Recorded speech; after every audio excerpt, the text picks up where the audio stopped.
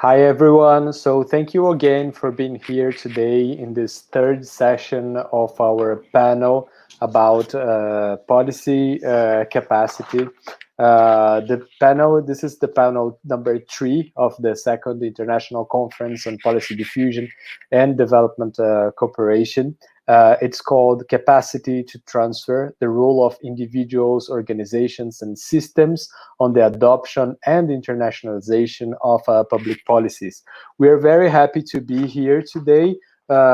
This is as I mentioned, the third section. We have now two presentations. The presentation of Ario Wicaksono, sorry for my spelling, from the Universitas Gajah Mada in Indonesia. And his presentation is called Academics in Public Office, a study of academic administrative entrepreneurs as agents of policy transfer in Indonesia administrative reform.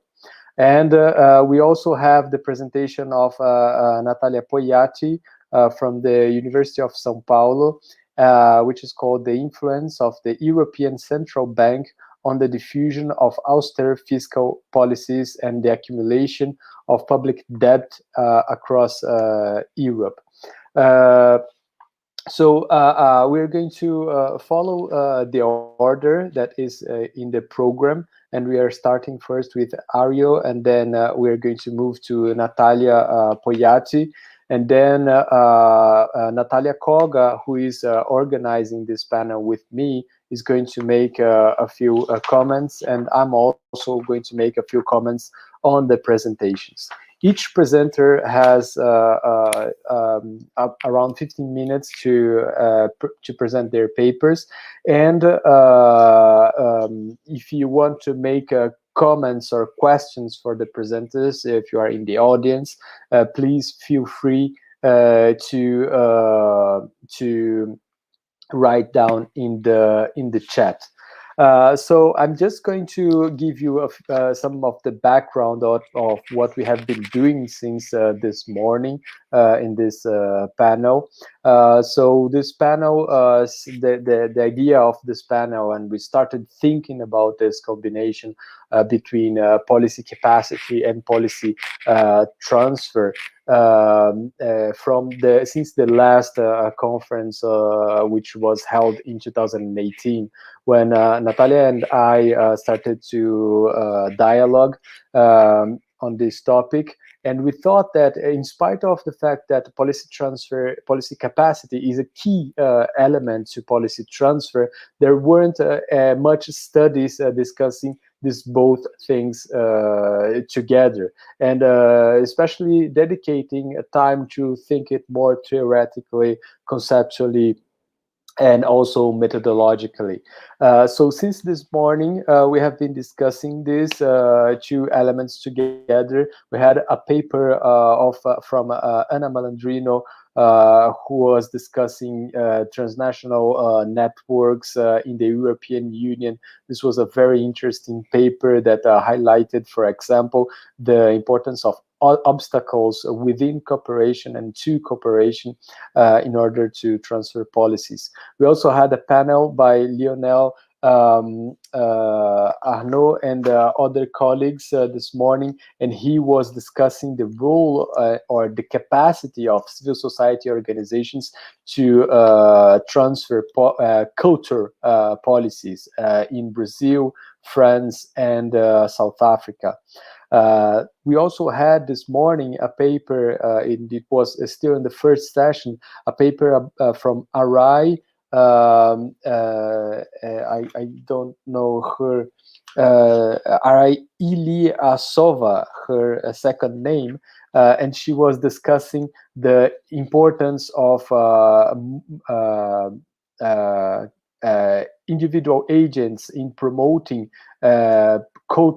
education policies in Kazakhstan, especially the inclusion of Kazakhstan in the European political strategy for Central Asia. In the second panel of this morning, we had three papers. So our paper, my paper, and the paper of Natalia Koga, which was discussing, proposing for the first time a theoretical framework to understand and analyze the capacity to transfer policies. And we also had a very interesting presentation by Olivier Ney, who was discussing 3 levels about the promotion of a the participatory agenda in the World Bank. He was discussing the role of individuals, the organization, and a more systemic dynamic on the promotion of participatory approaches by the World Bank. And finally, we had also last presentation from Barbara Maya discussing the role of the World Bank in transferring policies to the Rio Grande do Norte state here in Brazil, and was also a very interesting discussion. So we have been doing a lot of debate since this morning, and now we are concluding the panel tonight here in Brazil. It's around 7 p.m. in Brazil, and it's around 5 a.m. in Indonesia of Friday. So here we're still in Tuesday and Thursday, and Ario is with us from Indonesia on Friday. So this is it, a little bit of background of the history of what we have been doing. Just before handing over to Ario's presentation, I'm going to invite you to like and subscribe to our YouTube channel.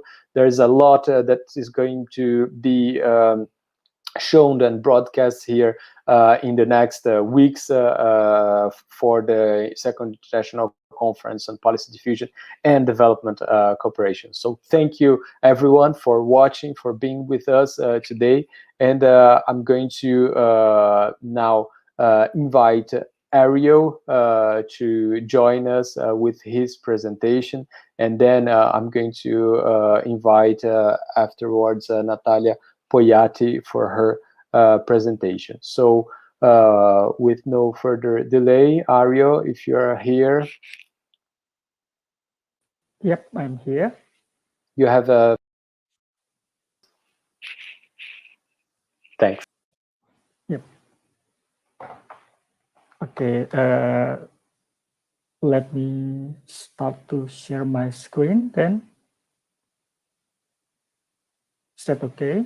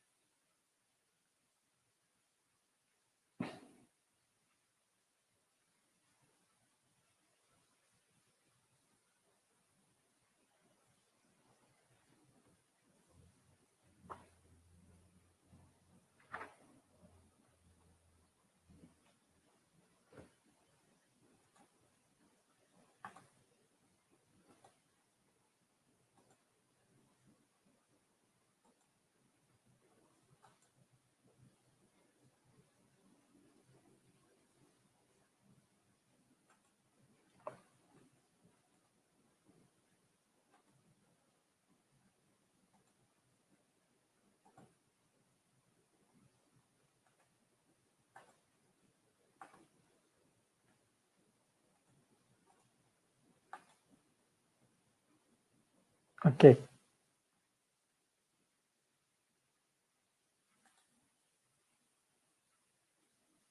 Okay. Thank you so much for the opportunity given to me this morning, Indonesia time. Good evening to you all in Brazil, Thursday. So actually, I would like to present part of my ongoing research project. So the title of my project is Academics in Public Office, a study of academic administrative entrepreneurs as agents of policy transfer in Indonesia administrative reform. My name is Ario Wicaksono. I'm from Universitas Gadjah Mada in Indonesia. So basically, the outline of my paper consists of this. So I will start with the introduction. And secondly, giving the empirical investigation or the context of my paper, and then how I try to evaluate the study, the gaps and the research agenda, that set the stage of my research, and also some research findings of my projects. And then to sum up, I try to underline some of the key findings in the discussion part, and the last part is about the research contributions. You can see in details in my paper, but there's some minor adjustment of my presentation. So I will, if there's any opportunity, I will send you the revised paper afterwards. So let me start with setting the stage of my presentation. So actually, as we already quite aware the importance of policy transfer in development. I mean, in the context of developing countries, sometimes policy transfer is a very strategic way to incorporate innovations, reform by using the practices that already developed in other countries, that already proven to be quite successful in other countries. As a mechanism of policy learning, actually the existence of the agents of transfers or the existence of agents of policy learning then consequently become a very important thing. So this is what I argue, that the importance of the agents of transfer as the agents of policy learning somehow in many of the policy transfer literature is not quite addressed well enough, or quite expansively addressed. So my paper trying to offer the possibility of discussing more deeply on this issue. In particular, by investigating what really happened actually in my home country, in Indonesia, about the existence of this specific category of actor that I call it as AAEs. It is the abbreviation of academic administrative entrepreneurs. AAEs here refers to university professors actually that recruited into public office. Public office means ministers or director generals in secretaries and secretary generals in ministries, or head of a governmental organization, whether in national or in local level. The idea of recruiting them actually to fill in the gap of expertise that suffered by so many public organizations in Indonesia and maybe in other developing countries as well. Because the capacity of bureaucracy of doing reform or innovation is not quite strong enough. So the idea of inviting academics into the bureaucracy is to give them opportunity to act as agents of transfer, agents of policy learning. So basically, by inviting them, we can use their channel, their credentials into their professional networks to the most benefit of our national interest, so-called like that. So the presence of AAEs here, academic administrative entrepreneurs, actually is quite a while. If we have a look at this statistic, for instance, their presence actually is quite consistent from time to time since the early independence era in 1945 until now, the Reformation era. In some, in percentage, 13.9% of total 1,458 cabinet members so far coming from the academic background. If we trying to calculate numbers in other position, we can find a bigger number from that. As part of the tradition in Indonesian political culture, actually, this somehow already become a norm, the presence of AAEs. So the first existence of AAEs recorded during the New Order era, the authoritarian New Order era, because they put emphasis on the development and economic growth. So at that time, the regime thought that, okay, we have to put technocrats in a proper positions to handle economic growth, for instance, to handle and to manage economic development. Otherwise, we cannot achieve some economic targets. So that's the basic idea why in the authoritarian New Order regime that was in this table in line number 4, the existence of A is quite high. But however, even though now we are in post-authoritarian era, the number of AAE is also increasing. Actually, that is quite interesting. Taking mind that actually the economic development is not become the priority anymore.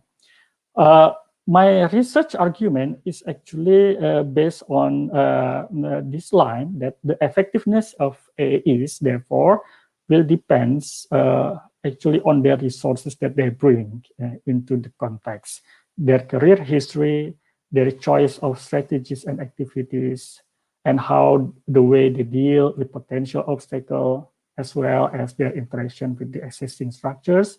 In this paper, I will specifically point it out as a political context.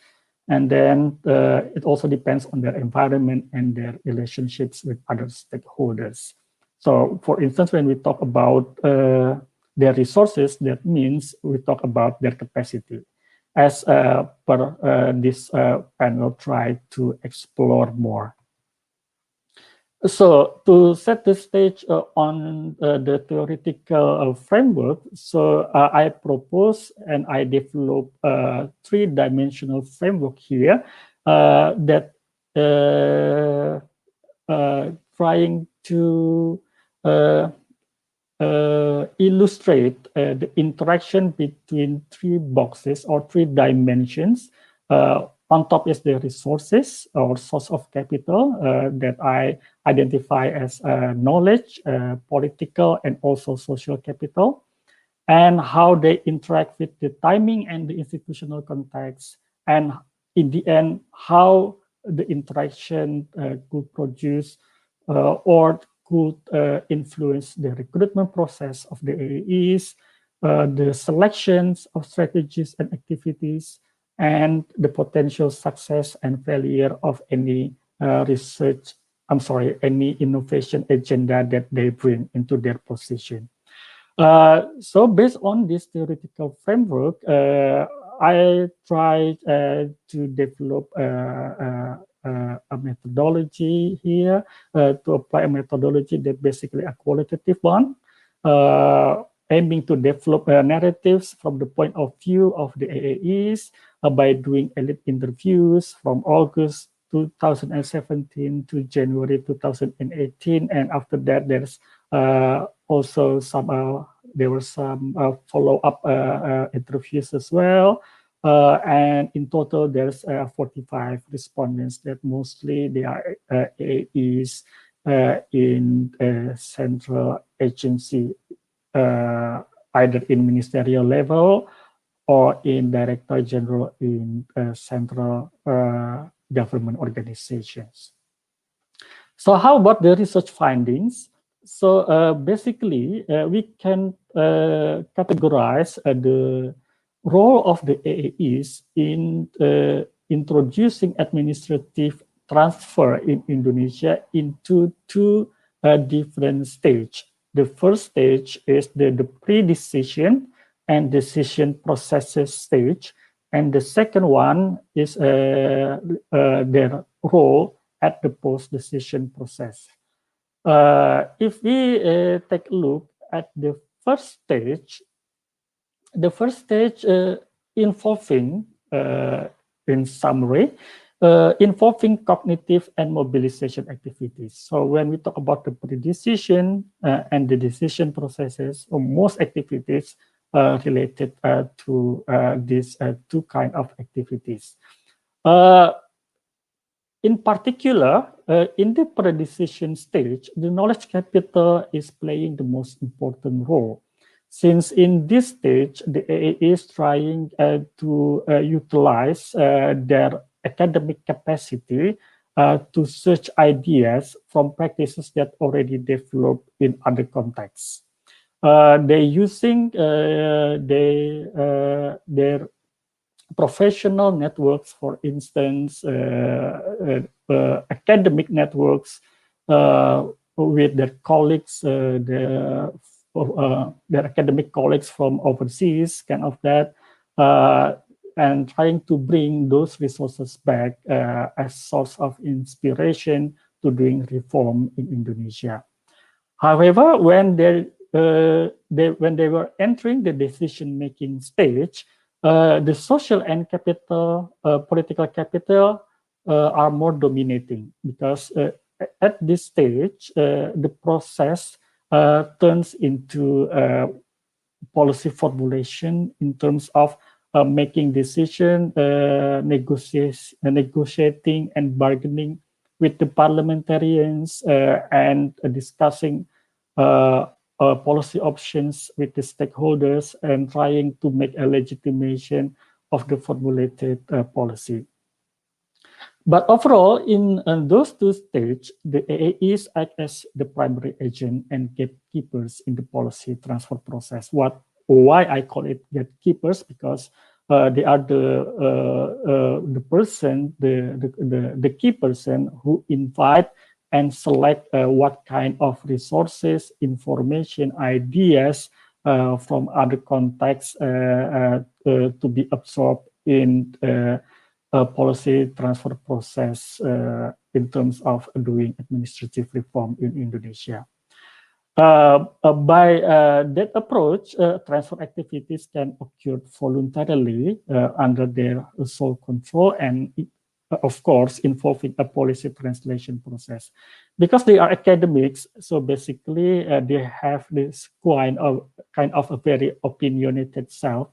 I mean, they put regard on themselves, on their own intellectual capacity to scrutinize, to select which one is the best option to be implemented in Indonesia, which kind of best practices that should be adopted and translated into initiatives of policy reform.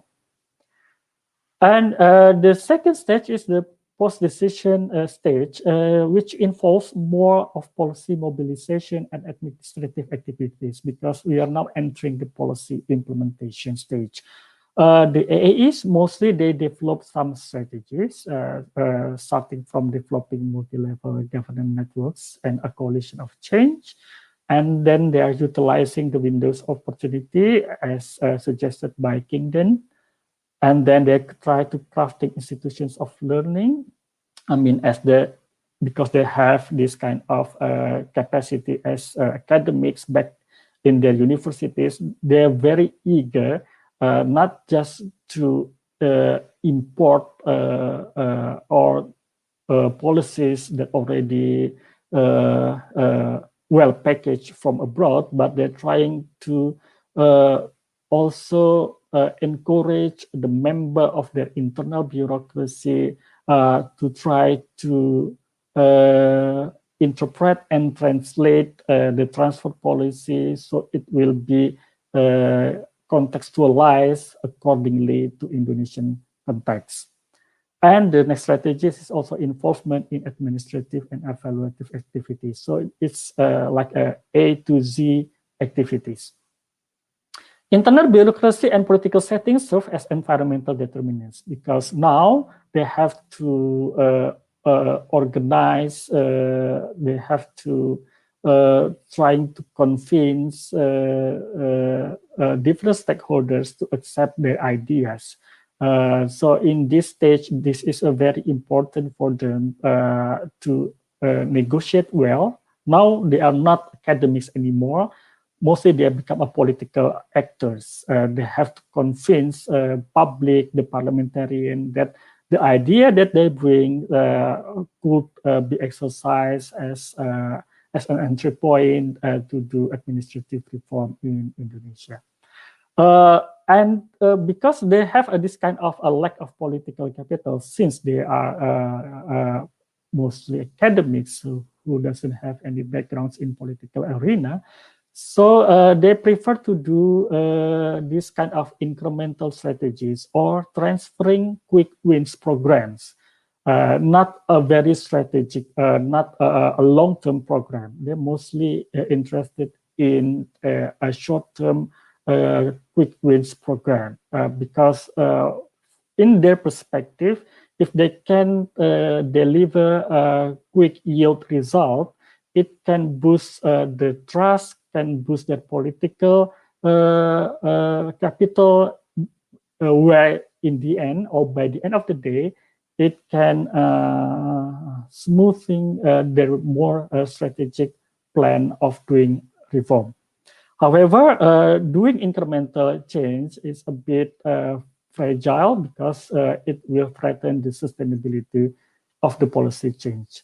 Moreover, between the policy cycle and the political cycle, sometimes the time frame is not matched between those two cycles. So to wrap up my presentation, actually there's a 4 lesson that can be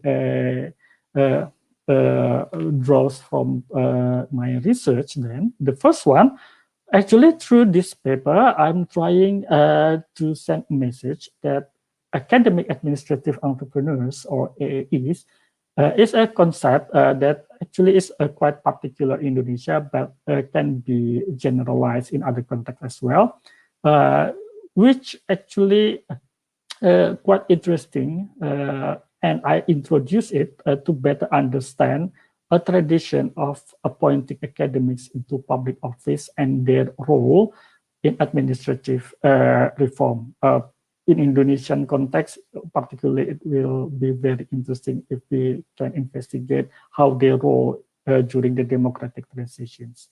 The second point is that the AAEs plays an important role as agents of policy transfer in Indonesian reform. They become the gatekeepers of the policy transfer activities that conducted voluntarily. The third lesson is that the influence of most AAEs is derived from their capital, political, firstly knowledge, of course, and then secondly political, and thirdly social capital. Good timing in relation to the political salience of their expertise, and also the proximity to the core political agenda and ability to attract resources for delivery.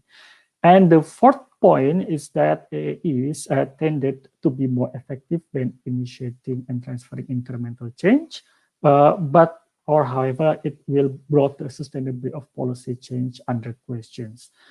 So this all of my presentation. So we have quite this kind of potential of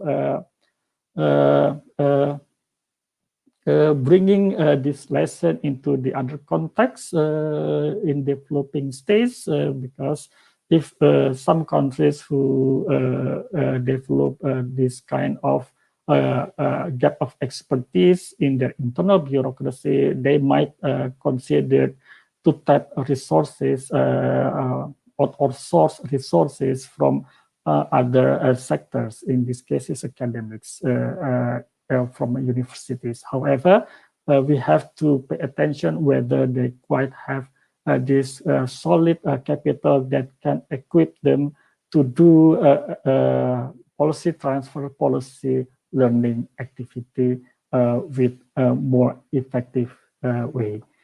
I think I will stop my presentation in there, and I hope to get good feedback from you all. Thank you so much.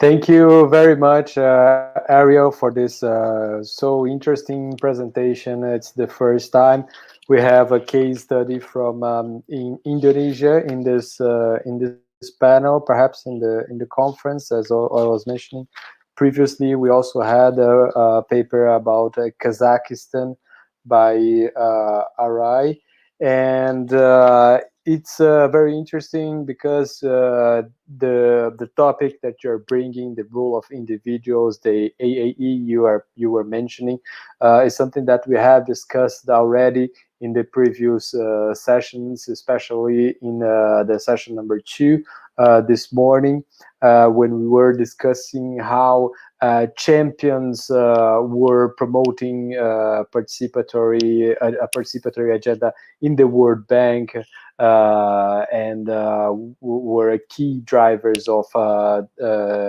this type of policies inside the bank, but also how Brazilian champions were trying to import World Bank ideas and models to public policymakers here in Brazil in another presentation. And your case is showing to us how the importance of this specific type of agents, which are the academics, the professors, the intellectuals, administrative entrepreneurs, which is very interesting. Also, this dialogues a lot with the idea of epistemic communities.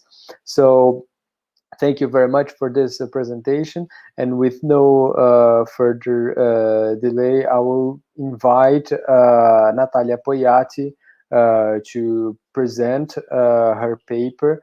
And Natalia, you have around 15, maximum 20 minutes to present. Okay, thank you very much for the opportunity to present to a great audience. So I will start sharing my screen. Share screen. Okay.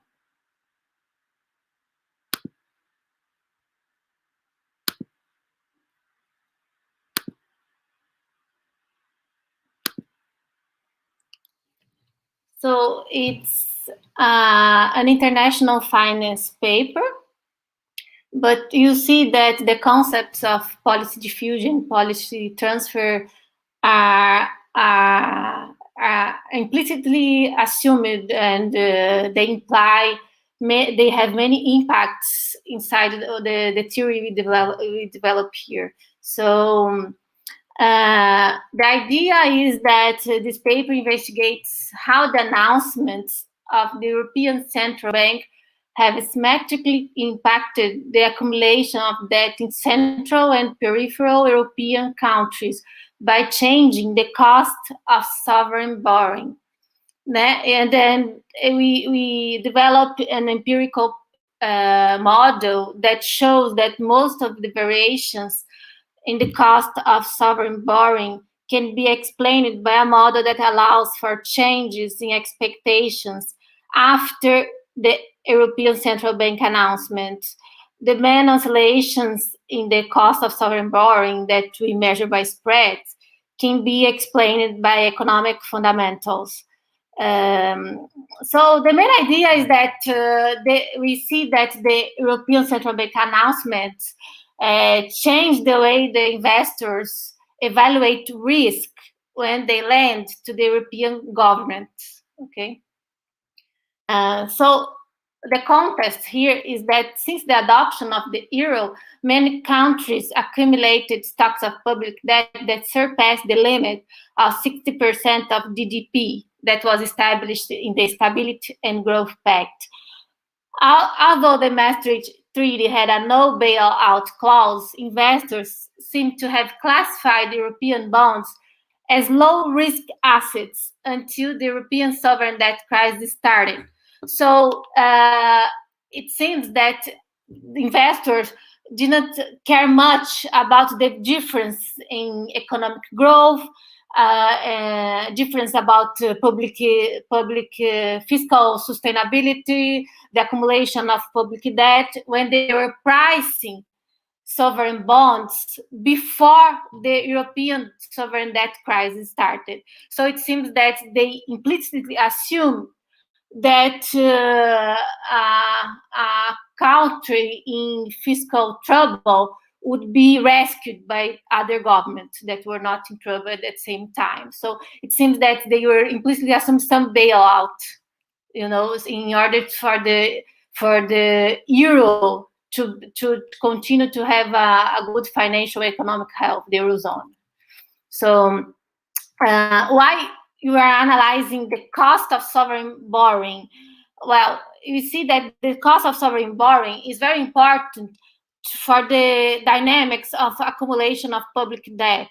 So the change in the amount of debt to GDP is a function, is determined by the cost, the interest payment, the I here, times the amount of debt previously issued, plus the negative of the primary balance, so it's the public deficit, plus transfers that are not accounted for in the primary balance, like transfer to national banks during the European financial crisis, during the global financial crisis.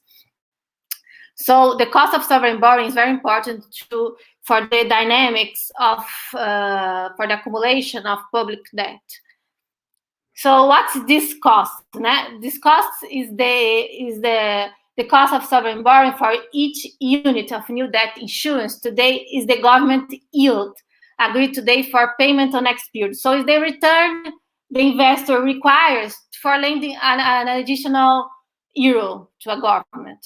So sovereign spread is the measure used here, is the difference between a government yield and the yield of anchor country, which is characterized by the lowest risk of default. So the anchor country is the country we are using in order to evaluate the additional risk, the additional amount of payment an investor requires in order to lend to a government that has a higher risk of default than the anchor country. So the anchor country is the country in Europe with the lowest risk of default. In our case, is Germany, right? In Europe, is Germany. So we consider the difference between the average 10-year bond yield of each country and the German bond yield. So we have two hypotheses. Since the first quarter of 2010, when governments and the ECB announced they would not bail out Greece, European sovereign spreads may have started to be more impacted by economic fundamentals and by the ability to repay of each year. The second hypothesis, economic fundamentals may also have had a lower impact on sovereign spreads since July 2012, when Mario Draghi, then president of the European Central Bank, announced, "Within our mandate, the ECB is ready to do whatever it takes to preserve the euro, and believe me, it will be enough." So the first announcement is announcement of infeasibility of bailing out European governments in fiscal trouble, and the second hypothesis about the feasibility of bailing out countries in trouble. So how they impacted the pricing of sovereign bonds. That's the main issue here in this paper. So what model will give us the answer? So we have to look at the empirical facts to see what determines sovereign spreads. What are the drivers of sovereign spreads? So we have that when output falls, usually the fiscal basis also falls and the tax revenues decrease. So usually governments has lower ability to repay sovereign debt when output falls. They have less revenue to repay. Also, when total government debt to output decreases, the government has more of current and future revenue already compromised to repay past debt obligations. So the higher the level of debt to output, the less the government has to repay a new debt issuance today. So it's also related to the ability to repay. Also, the amount of external debt, we use the real effective exchange rate as a measure of international trade competitiveness. So the real effective exchange rate is the ratio between foreign prices and domestic prices on average. So the higher the ratio, the higher the relative cost of foreign products, and the more competitive the country is to export its products, on the international market. Also, we have that during international financial crisis, usually the global risk aversion increases, and investors sell off riskier assets and buy and hold safer assets. So this phenomenon was named flight to quality, and we include the VIX, the Equity Volatility Index, in order to control for global risk aversion. So we have all variables here. Spread is the spread in relation to German bond yield. GDP real is the GDP real growth rate. Debt is total government debt securities as a percentage of GDP. Real effective exchange rate, and the VIX. So you see that here is a graph just for the peripheral economies. So we have the mean spreads that we're analyzing are the hollow circles, okay? So the average is an average over countries year by year. So this is the increase on average for peripheral economies. Here you see during the global financial crisis, there was a small increase, relatively small. And then since the first quarter of 2010, sovereign spreads start to increase relatively fast, and then to decrease just after the ECB announcement, the whatever it takes announcement of Mario Draghi, okay? Then it starts to decrease. Here you see that so during the international financial crisis, the sovereign spreads are not much impacted, but in this period between the first ECB announcement of not bailing out and the announcement of bailing out, there was a big change. These are important break points here. You see, for central economies, we see. The spreads are not they are much more stable. They don't oscillate much in comparison to the peripheral economies spreads. So here I did not talk much about the other variables because I think I'm a bit short of time. But that's the main idea here, what we are looking at. So we write an empirical model. Spread as a function of what we saw: the debt, GDP, the real effective exchange rate, and the VIX. But we allow the model to have structural breaks. What are structural breaks? This is the possibility of changes on the impacts after the ECB announcement. So B 2010 is the first announcement of not the infeasibility of bailing out countries in trouble here. And then B 2012 is the announcement of the feasibility of bailing out countries in trouble. Okay, so we allow for changes on the impact of each variable after the ECB announcement. These two announcements we had on the graph, these two breakpoints here. So we see that this model has a good fit, very good fit before the crisis, because the spreads here are more. Natalia, sorry to interrupt you. It seems that we are not following you in your PowerPoint presentation. So I think we are in the wrong slide. Could you tell us, especially Miwa? can stop and start again. Maybe helps, right? No, just tell us what is the number of the slide you have, and then we will move it after that. Just tell Miwa that she needs to change the slide. Okay, it's now the name of the slide is model fit slide 21.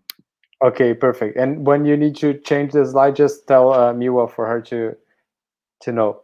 Sorry.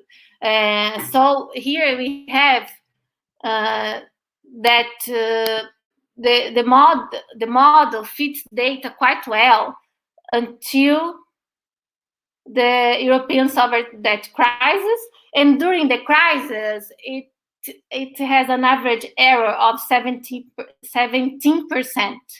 Okay, so you see here that the actual data is the solid black line. This is the data for sovereign spreads, the average sovereign spreads for peripheral economies.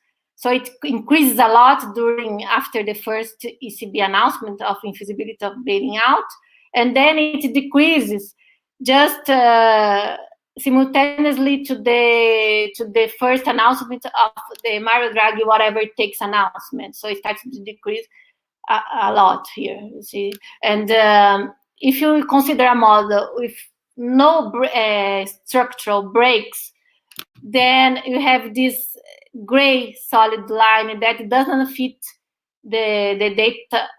The errors are quite huge. Here you see that the model doesn't predict the big change in spreads after the first quarter of 2010. The spreads are quite stable. And if you have a model of structural breaks, we can predict much better sovereign spreads after during the European sovereign debt crisis. The average error is about 17% that we cannot predict with this model about economic fundamentals. For central economies, it's the same, about the same. Here, the difference is that so again, the black solid line is the actual spread. The gray line is the fitted spread for the model with no structural break. That doesn't predict this big jump here between. I forgot to tell you. I'm on the next slide. Central economies, actual and fitted spreads. Are you following? Are you following? Okay. So the model fits the data quite well for the central economies as well. And then the data tells us the same. If you look at the numbers, we see that after the ECB announced that it wouldn't bail out countries in trouble, you see that after that, the impacts are much bigger, especially mainly for the peripheral economies, especially the GDP, the GDP real growth rate becomes the impact becomes much larger for a change of this variable on the impact of this on spreads. The VIX also tell us that after the ECB announcement of not bailing out, infeasibility of bailing out peripheral economies, they start to become, the investors start to sell off those bonds, and there was a big impact of VIX here, as they were reclassified as bad quality bonds. And after the announcement of the whatever it takes announcement, the impact of economic variables become lower, because now it seems that all countries would solve the crisis together in a centralized fashion. So it seems that the economic fundamentals become less important. So DeGraw and G argue that most fluctuations in sovereign spreads during the Eurozone debt crisis could be attributed to market sentiments, not related to the economic fundamentals of those countries. However, in this paper, we show that a model that incorporates the changes in bailing out expectations can explain most variations in spreads.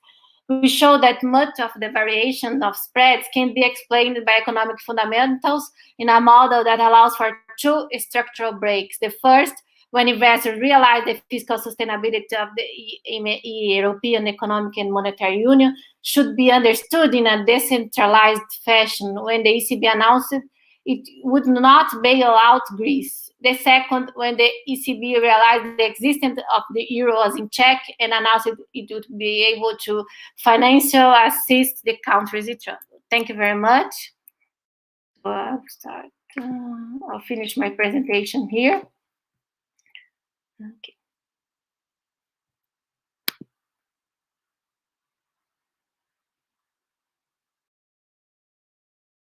Thank you very much, Natalia, for this very interesting presentation about macroeconomic policy in the European Union.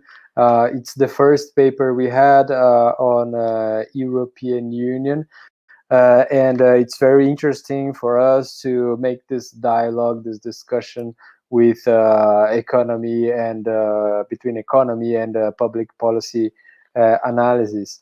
I don't want to take much time now, and I'm going to invite directly Natalia Koga for her comments. I would also like to say that if you have comments to each other, Ario and Natalia Poyati, for your papers, just feel free to ask questions here. This is the space for us to make our discussions. So Natalia Koga, if you're ready, you can start your comments to Ario's paper.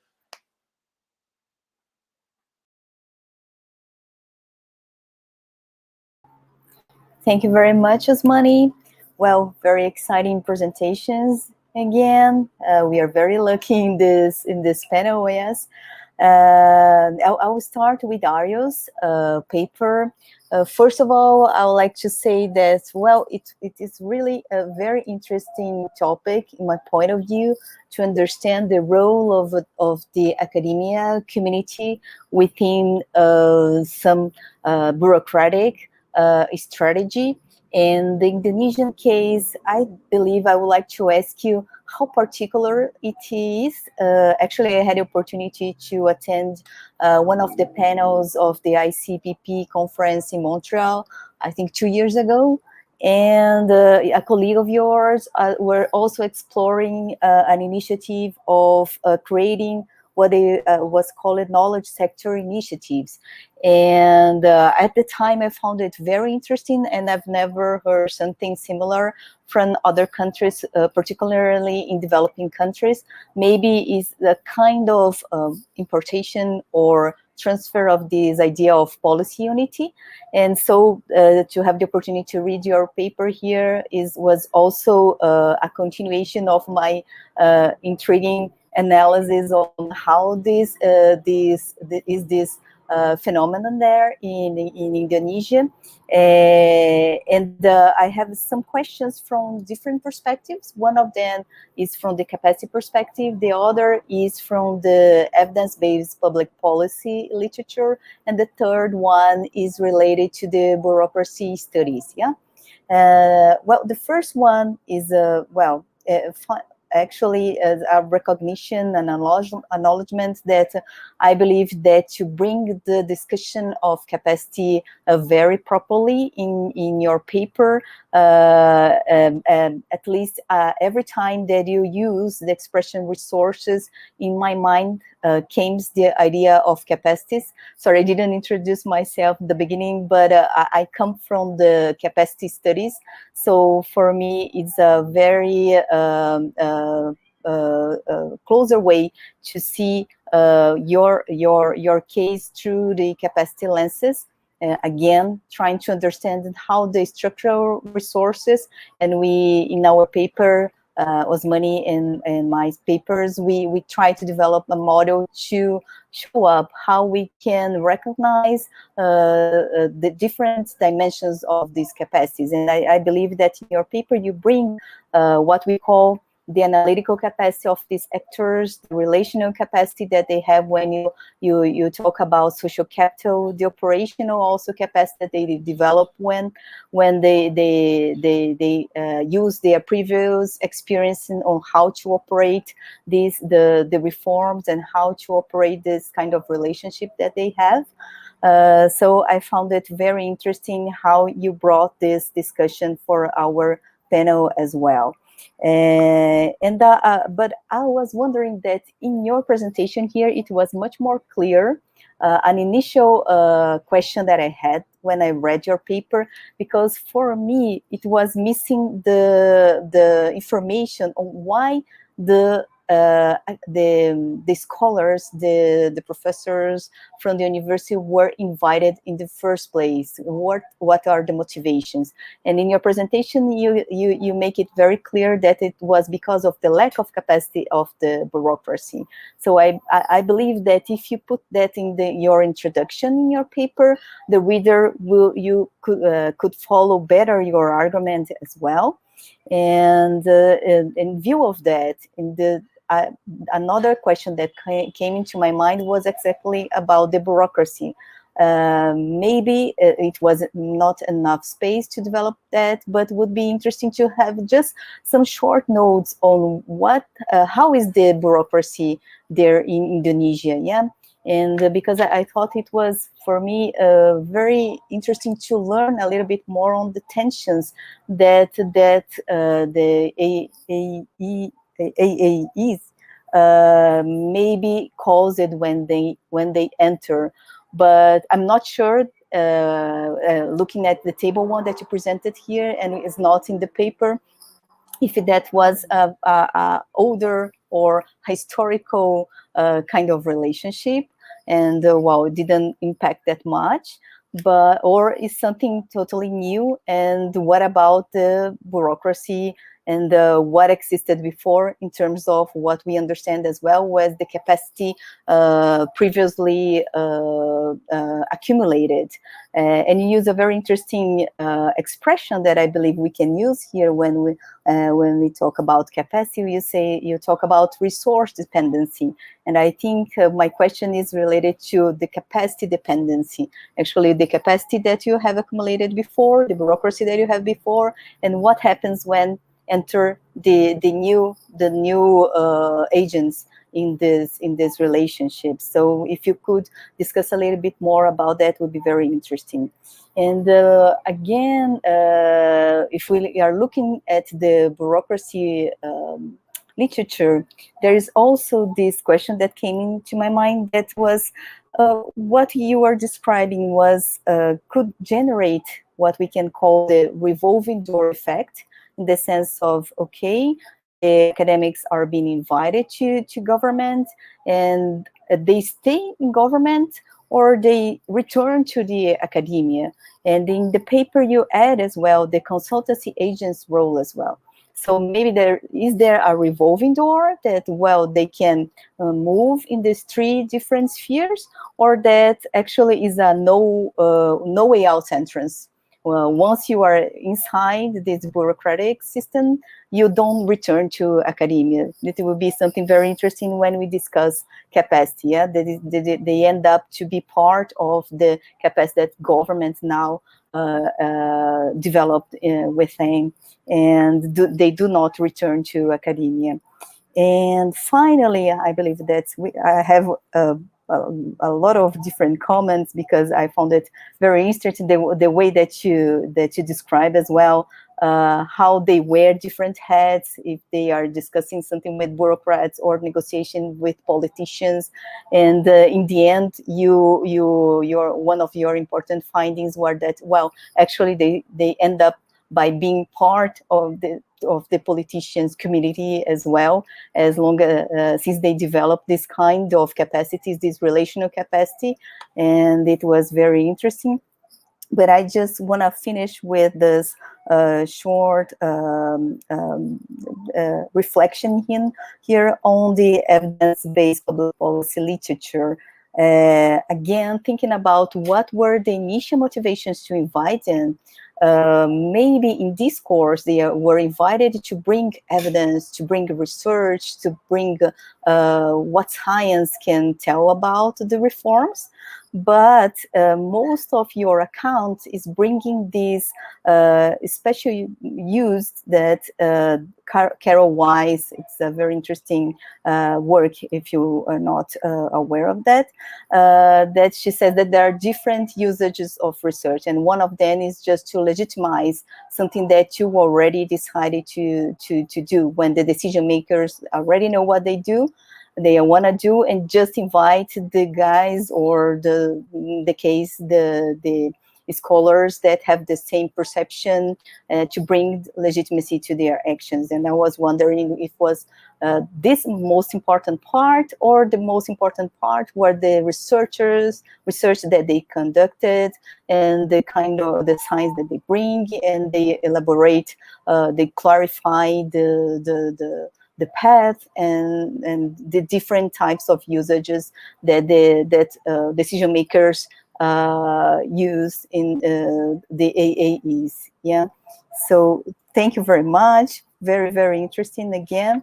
And I hope we can keep our conversation going on, because I'm very interested in your work. And now I'm moving to Natalia Poiati's paper. Natalia, first of all, I would like to apologize for not probably being able to give interesting comments on your paper because of my lack of knowledge in the economic field, despite of the fact of working at IPEA, but I'm from the social field of analysis over there.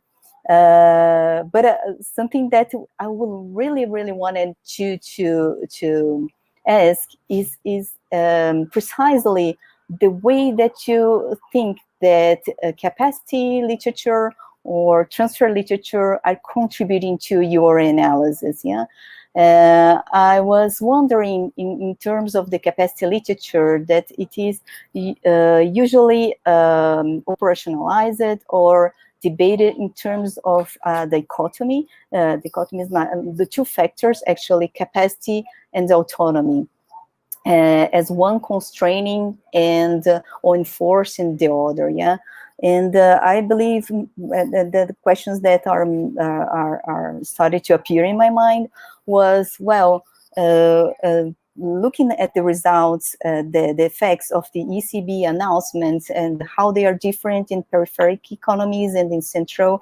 economies, maybe it has something to do with the fact of the central economies probably are the ones who have more voice in deciding the rules that have to be adopted or not indirected. We are discussing here in Brazil, yeah, this new norm about our central bank independence and autonomy, but the influence that they have in the rules are much more stronger probably than the peripheral ones.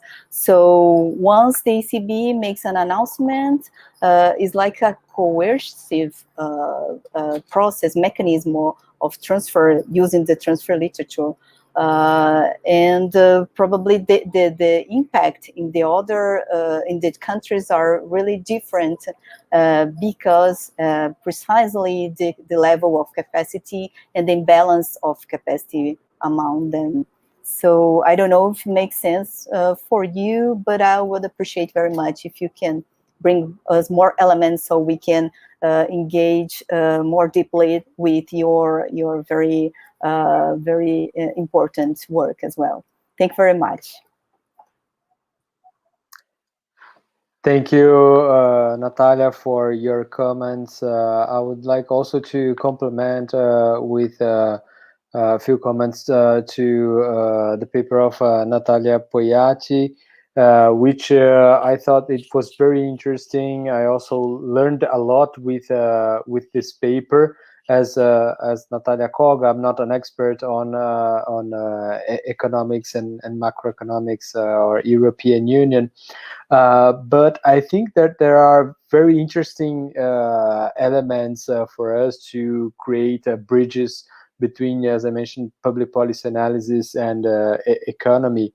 And I would like to reinforce this idea that Natalia Koga mentioned on the impact of the European Union decisions on states. So thinking on state capacity and policy transfers, it's when we are discussing European Union, we're discussing about big transfers that have impact on different states, as for example, adopting the euro, or the impact that the standards that the European Central Bank has on the different states.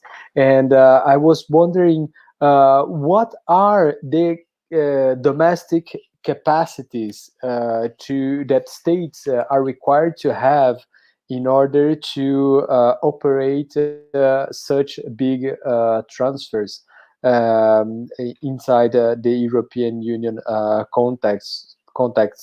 And I think this is a very interesting question, because it's relating. It's always between this tension between the regional coordination of standards and then domestic capacities or conditions to adopt or implement this successfully. And on what regards, for example, the systemic level, we can have this this question about how to make a policy successful even in times of crisis. And something that you mentioned in your paper is this idea of states being bailed out in case of an economic crisis. And this is something that is related to the trust that states have or had in European Union, or the regional integration process that finally, when in the case of Greece, as you mentioned, in 2010, the European Central Bank and the European governments announced that they would not bail out Greece. So there's also this element of state capacity that is related on building trust on public policies and the system, and so on and so on. That is very interesting, and that appears in your paper, and would be worth to be explored. So I think that this would be my main observations, and I'm very interested on continuing this dialogue between areas, and also to listen to you what you have to react to these observations, because it's definitely a very interesting area of research, and with promising bridges with policy capacity and public policy transfer. So we can move now to Ario's, and then after that to Natalia Poyate's replies.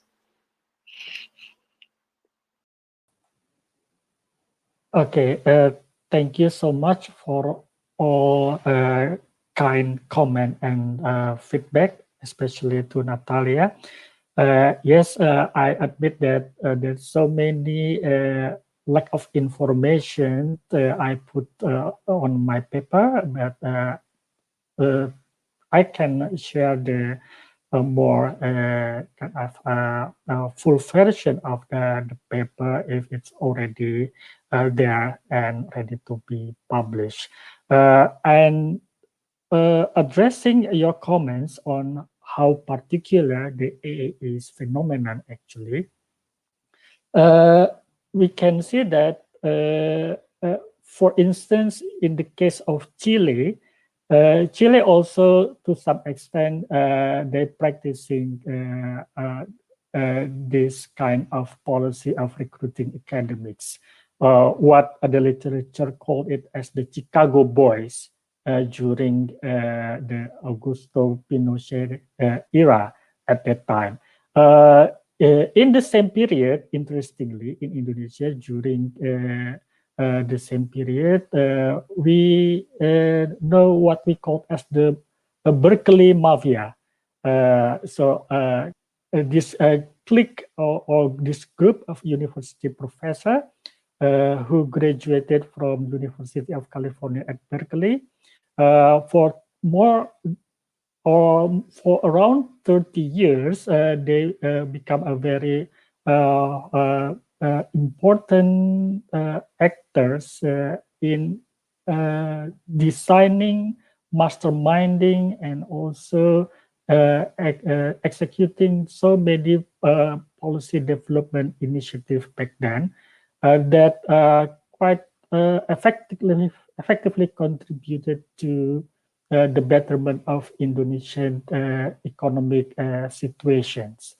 Whilst their counterpart in Chile, that we call as the Chicago Boys, actually professors from universities in Chile graduated from University of Chicago. So yeah, there's kind of similarities that happen as well in other contexts. In some of my neighboring countries in Asia, like in Malaysia and also in Taiwan and also in Singapore to some extent, the tradition of recruiting academics is also known, but not as expensive in Indonesia. In Indonesia, there's even some specific or particular portfolio, ministerial portfolio that only dedicated to academics. For instance, portfolio of Ministry of Finance or Ministry of Education and also Ministry of Health, for instance, is always dedicated to academics, because on those fields there's importance to invite kind of a specific resource, a specific competence into their policy process. Yes, there should be an explanation on the filling the gap in my paper that certainly I should put it into the revised version. But also I also to acknowledge, but to some extent, the presence of the AAEs also to legitimize the already given policy. Mostly it happened during the authoritarian era, but it's also unavoidable when it's also we can find it also during the post-authoritarian era. The difference only we can put it in continuum kind of that. So the gradations.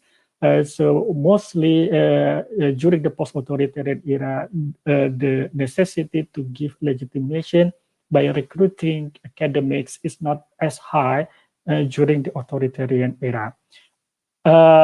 In some, I can say that this legitimation processes happen across the era.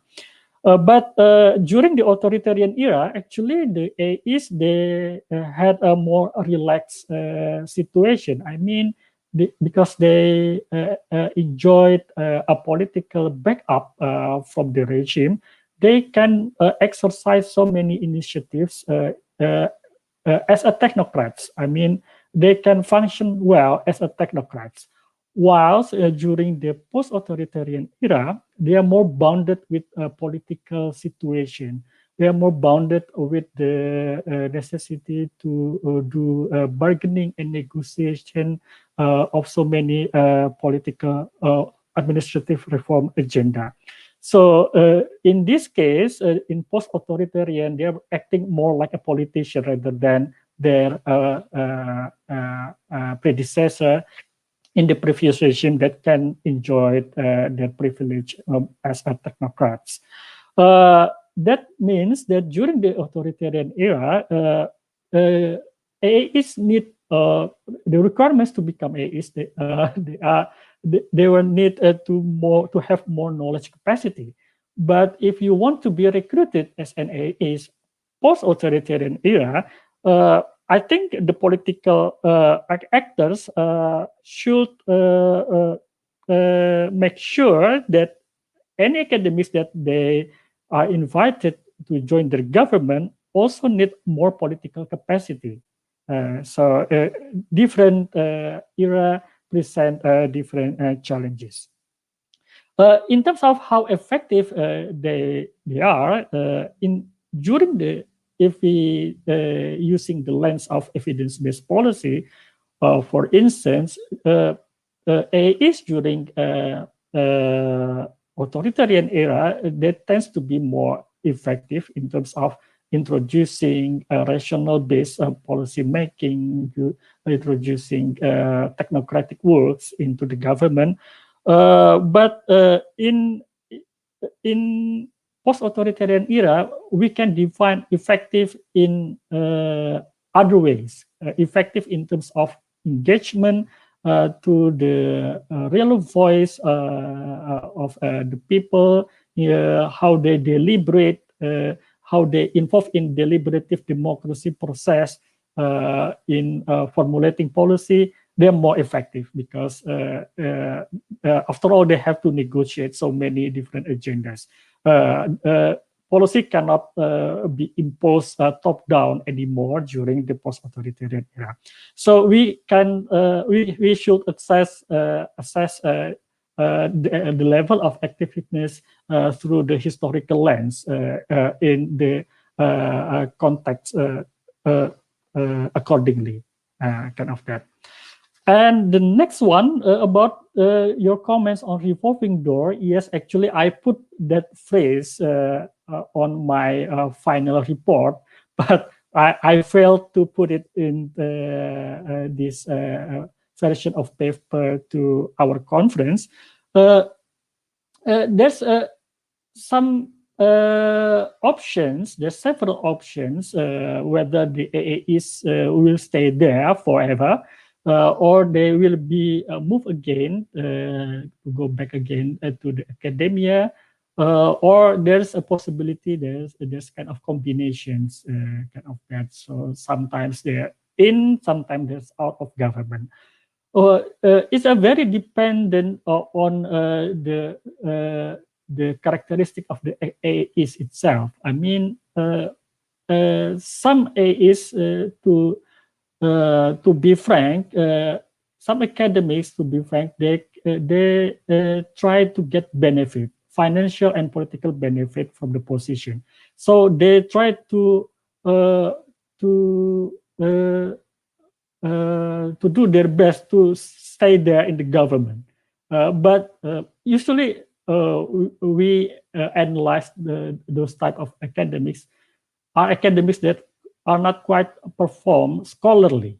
So they're trying to get some kind of legitimation of their position as a prominent and elite person by trying to keep in the government.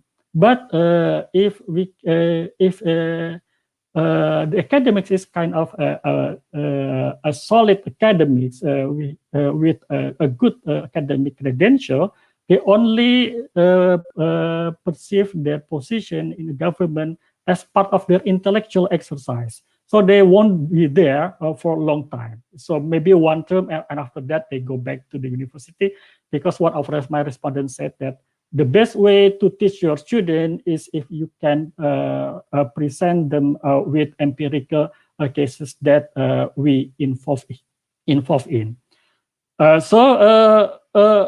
Until when actually the AAs will stay there, it also depend on the bureaucratic context, as you mentioned. So Indonesian bureaucracy, to some extent, is still under the influence of paternalistic bureaucratic culture. It's like an inheritance from the Dutch colonial era, where the top-down approach or the paternalistic approach is still very influential. So the advantage of having AAs in the top position of the bureaucracy is that they can, to some extent, impose or introduce, I would say, the new way of work in the bureaucracy, introduce the new business process of bringing the evidence back to the policy process, trying to, as I mentioned before, create a learning organization where the political emotion no longer dictate the running of organization in bureaucracy. Okay, I think that's all that I can comment. But in the chat box, I would also like to respond Natalia Boyati comment. I would like to know how many of the AEs continued employed in the post-authoritarian era. Do the new AEs employees have the same political preference and come from the same university as the old ones? Do they continue the policies adopted by the previously employed AEs? Thank you, Natalia. That is a very interesting questions. So not many. So now the situation is become more diverse. Previously, during the authoritarian era, there's a tendency that the academics recruited into the public office coming from certain universities, kind of that, certain prominent universities, mainly Jakarta-based universities or national universities they're sprawling around the nation capital. But currently, there's a more diverse source of academics, knowing that in post-authoritarian era, the political actors also consider the proportion, the issue of proportion. I mean, they will trying to bring also academics from regional area to give a balance, to give a more political balance, so they can satisfy voices from different area of the nations, kind of that. So in terms of the source of the is now more diverse, as I said before. Do the new AS employees have the same political preference? And yes, I already answered that. Do they continue the policies? Actually, this is very interesting one. So some of the current AAEs, they are the pupils, the student of the previous generation of AAEs. So in that case, they prefer to continue the legacy of their predecessors. But somehow the new generation of AAEs also coming with the new idea, because definitely different contexts bring different challenges. But overall, if we talk about the intellectual discourse, the AEs, they also follow what mainstream intellectual discourse that develop outside Indonesia. So actually, I mean, they will try to formulate the first best option in what we call in policy studies as best as they can, whether by continuing the previous policies or they searching the new evidence from outside. I think I will stop there. Would like to have more comments if there's still any. Thank you so much.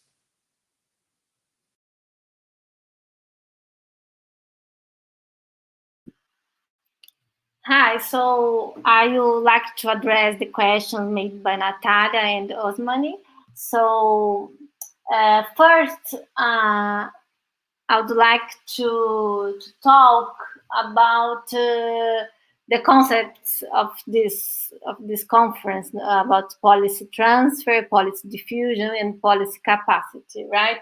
So how can we address those questions on my finance paper, right? So it would be nice to address those questions maybe directly on my paper. So it's going to be a challenge because, as you said, I'm not from political science or social sciences, but I have an economics and finance background. So the same challenge you have reading my paper, I also have talking to you. So I think, but I think that if we learn from each other, we can get most of our specializations, of our areas of expertise, right? So first, I think that before the European sovereign debt crisis started, there was a lack of efficient auditing or monitoring mechanisms to control the accumulation of public debt across Europe. So this lack of efficient policies, efficient fiscal monitoring policies led to this huge accumulation, of debt across the peripheral economies. Also, some central economies also accumulated a large stock of debt. So they also, some countries like Belgium, for instance, accumulated very, very large stocks of public debt in relation to the GDP. So that was this widespread, very expensive, very expansionary fiscal policies that led to the accumulation of debt, not only on the peripheral economies, also on the central economies. Okay, so but after there was this ability, you can say maybe policy capacity to have to increase expansion, to increase public expenditures. There was, because of this lack of efficient auditing and monitoring mechanisms.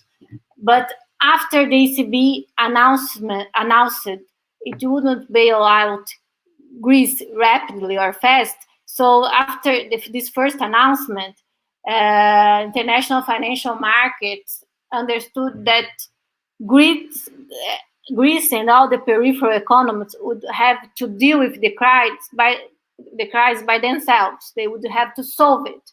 The problem, but it was a problem that was not created by themselves only. There was this lack of good monitoring mechanism that led to this huge accumulation of debt. So the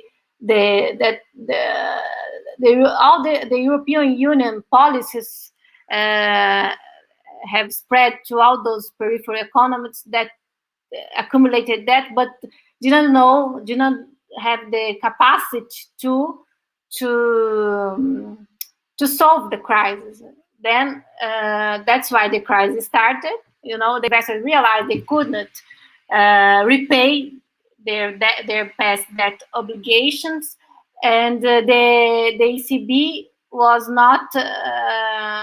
showing that it was not able to do it, or did not want to do it, so was not willing to do it. And then after the first announcement, what happened is that the sovereign spreads increased dramatically to the peripheral economies, but not to the central economies, because their economic fundamentals were better, and they could solve their fiscal problems by themselves. They could put their own house in order. They could solve, with some time, they could solve their fiscal problems better than the peripheral economies. So that's why spreads increased a lot to peripheral economies, and because the central ones had then the capacity to solve the crisis by themselves, and the peripheral ones did not have. But after the ECB announced that Mario Draghi announced that it would do whatever it takes to solve the crisis, then after that announcement, it was clear that the crisis could be solved in a centralized fashion. All countries, all governments could, and the ECB could help each country to solve its own crisis.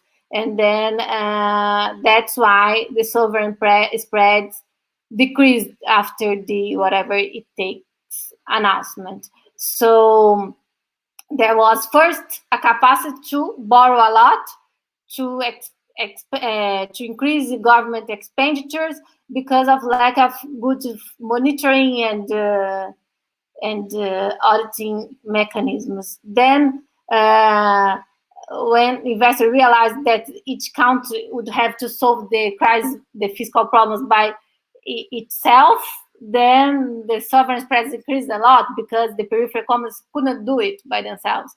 And then after the ECB realized that the euro was in check, the existence of the euro was in check, and they could also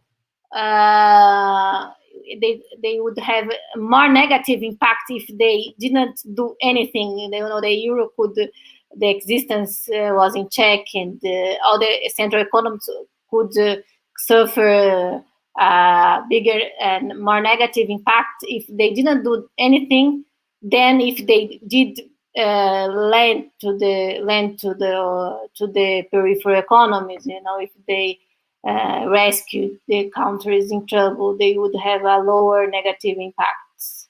So they reevaluated the problem, and also I did not talk about the austerity packages.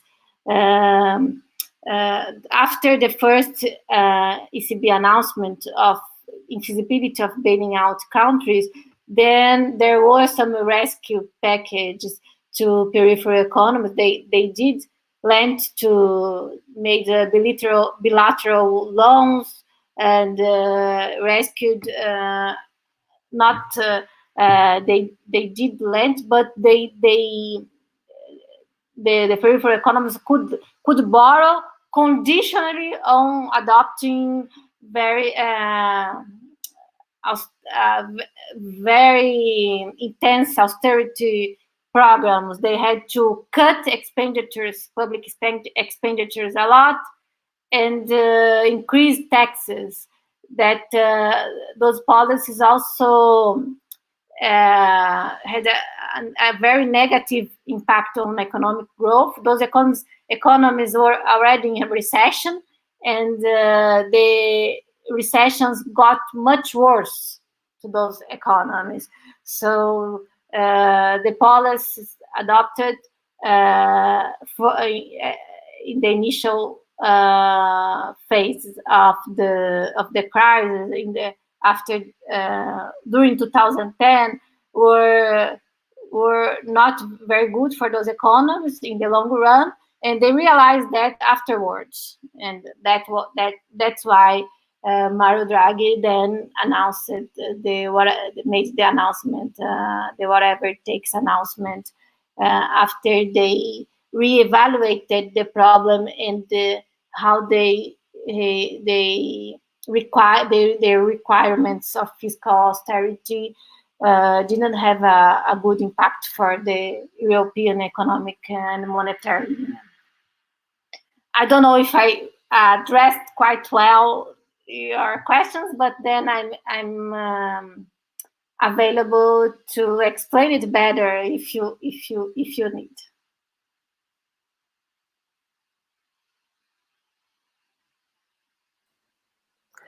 Thank you very much, Natalia, for this all these comments on our observations and questions. Definitely, you're going to have a very nice challenge bringing these two areas of research together. And of course, we are here to help you, or to discuss with you, or to continue this dialogue elsewhere after the conference and this panel. So I would like to know if there's anyone from the audience that is interested on asking a question for our participants. Just to make a comment in the chat. Otherwise, I think if no one else has any comment, we can start closing the panel. Natalia, do you want to say something? Okay, so Natalia. Hi guys. Well, thank you. I would like to just thank you very much for this opportunity. I would like to thank Osmani very much for this invitation. It was actually a great day of learning from all different perspectives. And as I was telling, I'm not from the transfer field, but now I think I'm a little bit, maybe one foot inside in this very interesting epistemic community, and you do a very great job in conducting this huge conference. I would like to thank Miwa and all the staff to make this possible, and for the panelists, I would like also to thank for respond to our call. Yes, is initial proposal, and from here we can move to to a lot of different directions and fields. This last session, particularly with Natalia and Ario's dialogue, debate here, we could see, Natalia, I think you gave us a great account of capacity and autonomy when you were telling us the three different waves in your account of your paper. So a lot of prospects I can see from there. In Ario, yes, thank you very much. Your literature were very exciting. I'm gonna use it for my works as well. And for all the other papers, I believe that we have a very interesting set of cases that maybe we can think about on how we can join again together, maybe in a publication or workshop, and continue this discussion that I believe has been very profitable for all parts. Yeah. So thank you, and well, have a good day, Ario, and good night for us here in Brazil. Thank you. Great. So thank you, Natalia, also for joining me on this mission to organize this panel. And first, we didn't know what to expect from and what we were going to receive. And finally, we got very interesting proposals. A lot of fresh material for us that is going to stimulate our reflections in the future, and also help us to think and refine our theoretical framework, analytical framework, concepts, and so on and so on. It was great to be here today. So I would also like to thank everyone that sent papers to our panel. We are going to keep in touch. Also, I would like to invite everyone who's watching to stay tuned in this YouTube channel. We are having lots of sessions, and they're being very interesting.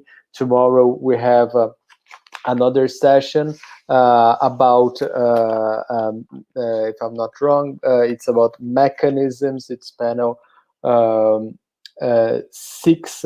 We have another session about mechanisms and policy transfer, and just stay tuned with us. There's a lot going on here. So thank you very much again for your participation, and looking forward to see you in another opportunity soon. Bye.